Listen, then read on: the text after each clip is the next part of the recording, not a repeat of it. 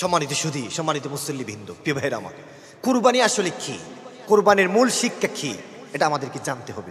শুধু কুরবানির ইতিহাস জানলে হবে না। কুরবানি আমাদেরকে কি শিক্ষা দেয়? কুরবানির মূল শিক্ষা হচ্ছে আত্মসমর্পণ করা। তার কারণ আল্লাহ তাআলা পবিত্র কোরআনে বলছেন, কুল ইন্না সলাতি ওয়া নুসুকি ওয়া মাহইয়ায়া ওয়া মামাতি লিল্লাহি রাব্বিল আলামিন। আল্লাহ বলছেন, হাবিব আপনি বলেন, নিশ্চয় আমার নামাজ, আমার বেঁচে থাকা, আমার কুরবানি, আমার চলে যাওয়া সব কিছু একজনের জন্য, যিনি হচ্ছেন তামাম পৃথিবীর স্রষ্টা। এই জন্যে কুরবানির মূল শিক্ষা হচ্ছে আত্মসমর্পণ করা। আমি নিঃস্বার্থে আল্লাহর জন্যে কোরবানির পশু জবে করে দিলাম। এটাই হচ্ছে কোরবানির মূল শিক্ষা। আল্লাহু আকবার। যারা কোরবানি দিবেন আপনাদের জন্য 8টি পুরস্কারের কথা হাদিসে উল্লেখ করা হয়েছে। সুবহানাল্লাহ। 1 নাম্বার হচ্ছে যারা আল্লাহকে খুশি করার জন্য কোরবানি দিবে। নবীজি নিজেও মসজিদে নববীতে বলেছেন, এমনকি নবীজি মদিনাল মুনাওয়ারায় 10টি বছর কোরবানি তিনি দিয়েছেন। প্রতি বছর নবীজি 2টা দুম্বা কোরবানি দিতেন।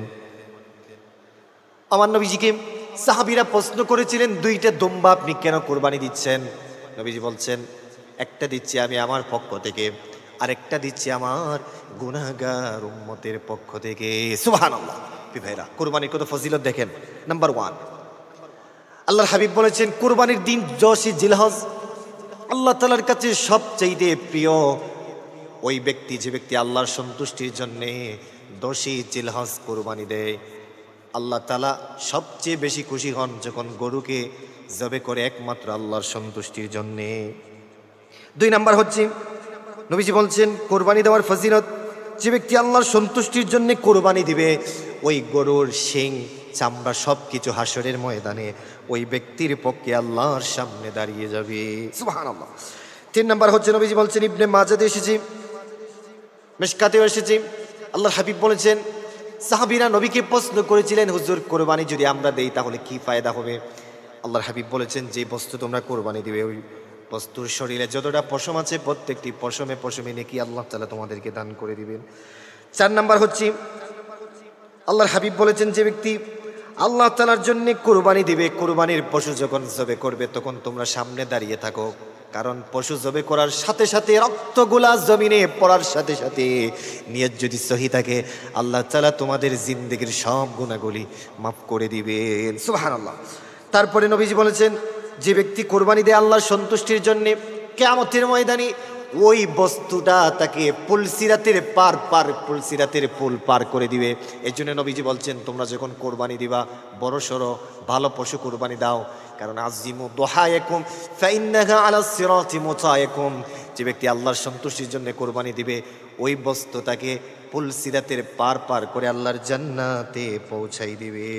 সর্বশেষ হচ্ছে নবীজি বলছেন, যে ব্যক্তি আল্লাহর সন্তুষ্টির জন্য কোরবানি দিবে, কোরবানি জবে করবে, ওই কোরবানি যদি আল্লাহর সন্তুষ্টির জন্য হয়, কিয়ামতের মাঠের উসিলায় আল্লাহ তাআলা তাকে জান্নাতবাসী করে দিবেন। সুবহানাল্লাহ। এই জন্য প্রিয় ভাইরা আমার, আমরা কোরবানি করবো একমাত্র আল্লাহর সন্তুষ্টির জন্য, তাহলে এই ফজিলতগুলি আমরা পাবো। 4টি শর্ত মেনে আপনাকে কোরবানি করতে হবে। বাট এই 4টি শর্ত না মেনে যদি আপনি কোরবানি করেন, যত টাকা দিয়ে কোরবানি করবেন আপনার কোরবানি হবে না।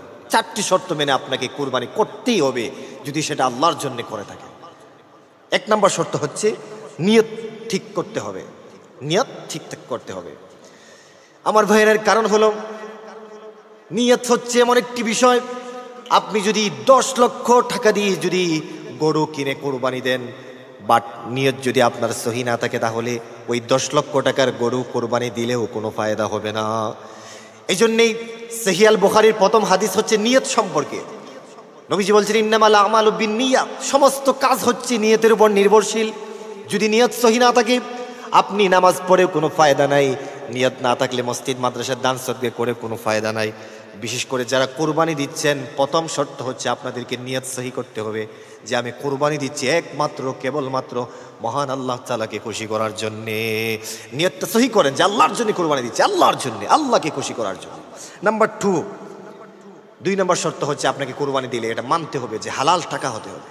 হালাল টাকা ছাড়া কোরবানি দিলে, এই শর্ত না মেনে আপনি হারাম টাকা দিয়ে কোরবানি দিলে ওটা কোরবানি হবে, গোস্ত খাওয়া হবে, বাট কোরবানি হবে না। নাম্বার 3, আপনাকে শরীয়ত মোতাবেক কোরবানি দিতে হবে। শরীয়ত বলতে, শরীয়তে যেভাবে বলছে, যে নিয়ম কানুন বলছে গোস্তকে কয় ভাগে ভাগ করতে হবে, এইভাবে শরীয়ত মোতাবেক কোরবানি দিতে হবে। শরীয়ত না মেনে আপনি যদি নিজের মতো কোরবানি দেন, কোনো ভাগ না করে, সারা সব কিছু সব গোস্তগুলা ফ্রিজের মধ্যে ঢুকিয়ে রেখে দেন, গরিবকে দিলেন না, আত্মীয় স্বজনকে দিলেন না, আপনার কোরবানি হবে না। নাম্বার 4, একমাত্র আল্লাহকে খুশি করার জন্য কোরবানি দিতে হবে। এই জন্য প্রিয় ভাইরা, এই 4টি শর্ত মেনে যদি আপনি কোরবানি দিতে পারেন তাহলে কি হবে জানেন?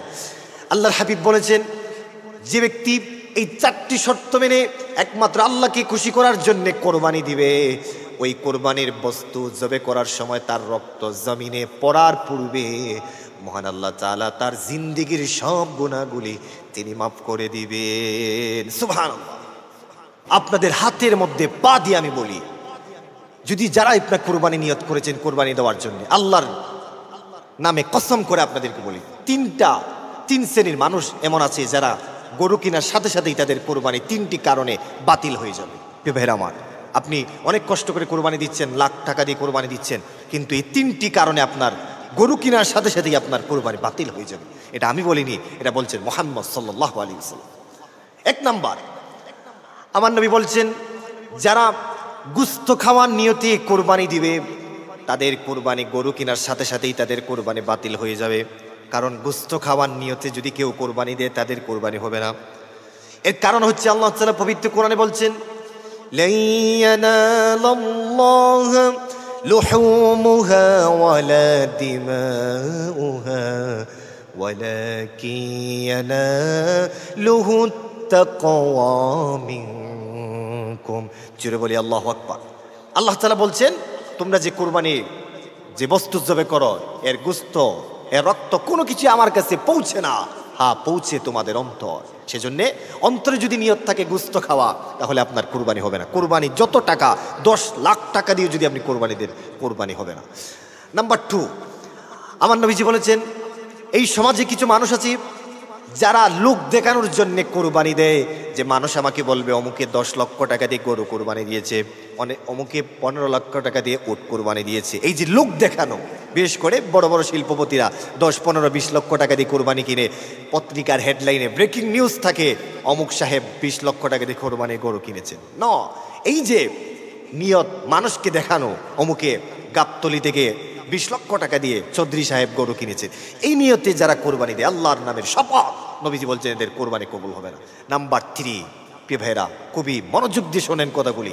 নাম্বার 3, নবীজি বলছেন, যারা হারাম টাকায় কোরবানি দেয়, সুদের টাকায় কোরবানি দেয়, ঘুষের টাকায় কোরবানি দেয়, মানুষকে মেরে, মানুষের হক মেরে যারা কোরবানি দেয়, তাদের কোরবানি দিতে পারে, ওইটা গোশত খাওয়া হবে, নট এই কোরবানি আল্লাহর কাছে কবুল হবে না। যারা মানুষকে দেখানোর জন্য কোরবানি দেয়, বিশেষ করে সুদের টাকায় যারা কোরবানি দেয়, সুদের টাকা দিয়ে 10 লক্ষ 15 লক্ষ টাকা দিলেও কোনো ফায়দা নেই। এই জন্য যারা বাগে কোরবানি দিবেন, আপনাদেরকে আমি অনুরোধ করে বলবো, যাদের সাথে আপনি কোরবানি দিচ্ছেন, দেখেন লোকটা সুদখোর কিনা। সুদের টাকা দিয়ে কোরবানি দিলে কোরবানি হবে না, বরং তার ঈমান চলে যাবে।